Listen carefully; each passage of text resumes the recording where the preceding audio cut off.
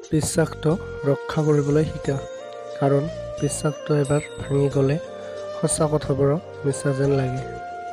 জীৱনত যেতিয়াই বেয়া সময় আহে, আমি সকলোৱে মনে মনে এটা কথা ভাবোঁ, ভগৱানে কিয় আমাৰ দুখবোৰ দেখিব নোৱাৰে, আমাৰ দুখবোৰ কিয় কমি নাযায়।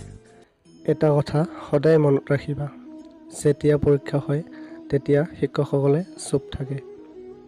আমাৰ জীৱনত দুখ আহিলে আমি সেইটোক চিৰস্থায়ী বুলি ভাবি লওঁ, কিন্তু এইটো বুজিব লাগিব যে এইটো ক্ষণস্থায়ী। আৰু আমাৰ জীৱনটো জীৱন তেতিয়াই সুন্দৰ হ'ব যেতিয়া তুমি অতীতৰ কথাবোৰ পাহৰি অচিনা ভৱিষ্যতক আকোৱালি ল'বা।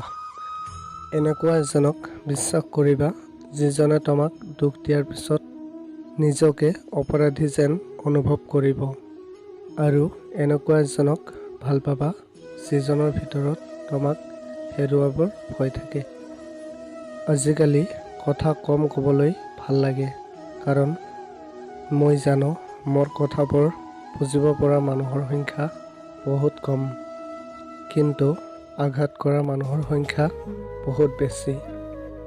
কোনোবাই যদি তোমাক ভাল নকয় তেনেহ'লে মন বেয়া নকৰিবা, কাৰণ এটা জীৱনত সকলোৰে কাষত ভাল হ'ব নোৱাৰে। যদি ভিডিঅ'খন চাই ভাল পালে প্লিজ ভিডিঅ'খনত এটা লাইক কৰিব আৰু কমেণ্টত আপোনালোকৰ মতামত জনাব, আৰু মোৰ চেনেলত নতুন হ'লে চেনেলটো ছাবস্ক্ৰাইব কৰিব। লগ পাম পুনৰ এটা নতুন ভিডিঅ'ত। ধন্যবাদ।